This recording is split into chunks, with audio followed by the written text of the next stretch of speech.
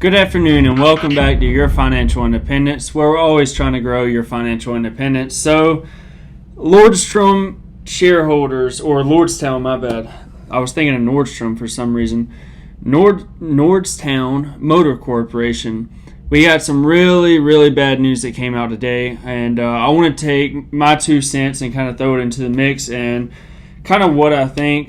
So if you haven't, just to go ahead and throw that out there, if you haven't found out, the CEO and the CFO both resigned today over like allegations with the pre-orders and stuff like that. So there's some potential lies that's been told about like how much demand that people want for their trucks. So we're going to get into that today. This is one of those videos, like, I do apologize if this offends anybody. If y'all are already feeling down, because the stock went down, I feel for you. I'm sorry, but this is just my 2 cents, so please don't kill me in the comments. I'm going to speak to this as a perspective if I own the stock, what I would be doing. I'm not a financial advisor, just like just about every other YouTube. This is just my opinion and my opinion alone. So, with all that, make sure you subscribe, like, and comment on the video too. That helps out this small channel in a great way, and I appreciate it a lot. Lordstown Motors Corporation said that its chief executive and top financial leader have both resigned. Decisions come amid a new report from a board committee that says some aspects of disclosures made about the truck pre-orders were inaccurate. So this is the board committee that found this. Lordstown, which plans to build the electric pickup truck in the former General Motors assembly plant there in Ohio, on Monday said Steve Burns, its CEO, and Julio Rodriguez, its financial officer, has stepped down from the company. Mr. Burns also stepped down from the company's board, according to Lordstown Motors. So this is coming from Lordstown Motors board committee. And the stock's down 19% Monday, $9.26 a share is what they put it as. The company said that the board committee found some disclosures made about pre-orders that were its forthcoming electric truck. The endurance to be inaccurate in certain respects, particularly confronting claims outlining in a March report by a short seller, Hindenburg Research. The committee rejected other aspects of the short seller's report, such as assertion of the September launch date of the endurance was unrealistic, the company said. The company was established to investigate allegations made by the Hindenburg report, which, if y'all don't know the Hindenburg, I am a big Hyliion shareholder, and I see Hindenburg everywhere. Like, they write, so that's all they do is throw out shorts, like articles, like how this company is horrible, how the stock price is going to go to $0 in 2 days, and like just all this bad stuff. Out of like 1,000 stocks that they write a short report about, they might be true on one of those stocks. Like, one of those will actually go bankrupt. They just throw short reports out there everywhere. And then the one that hit on, they're like, oh, look what we found. Like, we, saw this coming. It's bullcrap, in my opinion. Lordstown, I don't like short sellers. That's just my opinion alone. Sorry if I offend anybody.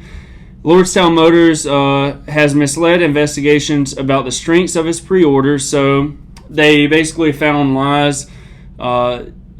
They were like, I don't know the exact number of the pre-orders because I haven't looked into the company, but say there was like 50,000 pre-orders. They're like, yeah, we already got 50,000 pre-orders. Like, we can't, like, people are pre-ordering this truck so much. Realistically, they got like 15,000 or something, something like that. So they basically lied about the numbers because the stock would look better, right, if you had 50,000 pre-orders instead of 10, 15,000, 20,000, however big the number is or small. I haven't looked in depth at this company. I'm just reporting on the news. All I know is that they have the endurance truck model and that they're an electric truck manufacturer, which, on my sole opinion, so now we can get into my opinion about this stock. I don't even own a Ford truck. I own a Chevy Silverado 1500. It's the new remodel, the 2020. And I gotta say, like, I've not even been that big of a Ford fan, but the new Ford Lightning. I think next year they're making a full battery version. That's some pretty steep competition. That's even steep for Tesla. There's only so much market share a company can have. Not saying that this can be unsuccessful. It seems like they have, a different scheme going, like luxury, but like off-road type deal.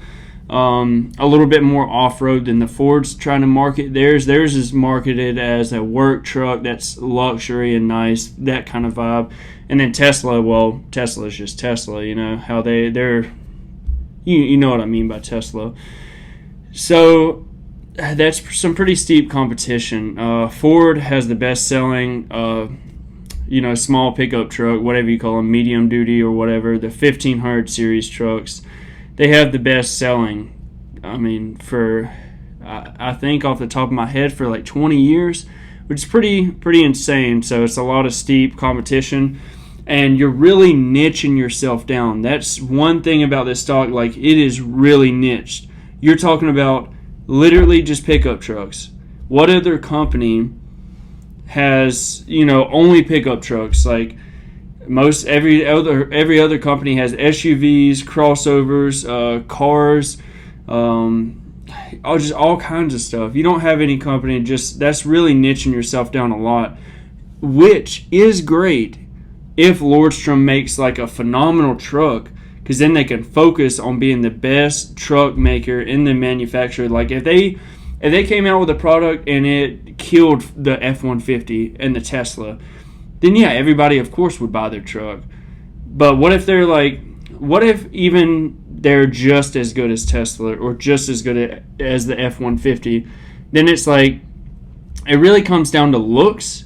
That's what a lot of people will look at. And then reliability, or like the brand trustworthiness, especially if it's a new truck coming out.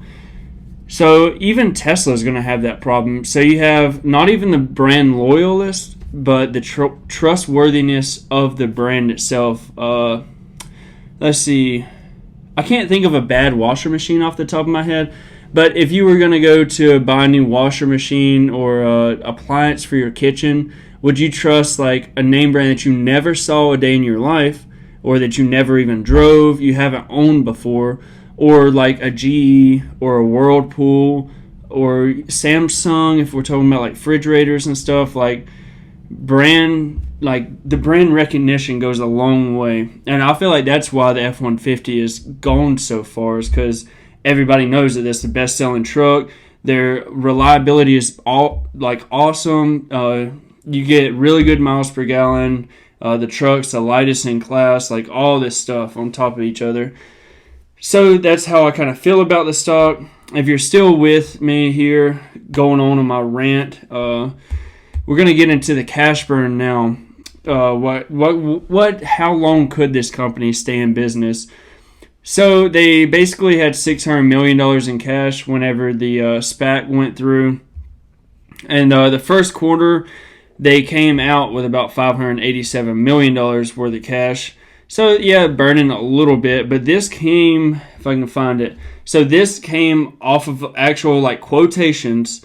So it just doesn't end, he said. The need for funding, this is basically, I forgot which executive it was, but it was kind of like, hey, we need to start getting capital, that way we can actually build facilities to push trucks out. So it just doesn't end, he said. The need for funding is a lot greater than the initial investment, which is the $600 million they got from the SPAC merger. So according to RBC Capital Markets, Lordstown Motors will need to raise $2.25 billion to remain solvent to remain in business through 2025. When the analyst projects companies will be the company Lordstown Motors will be profitable. So if they do survive until 2025, yes, they can be profitable. But the $2.25 billion, if you really pay attention and know about this stock, just a little tiny bit of research that I've done on it, I think after the 19% downgrade today, that puts it at about around a $1.7 billion market cap. So they need to increase their market cap by almost double, like basically, like they need to raise a lot of money. They need to raise more than their market cap is already, which they're going to have to show that their company's worth it for investors or people that are rich, basically, to give them a lot to fund their program, their business that they're running.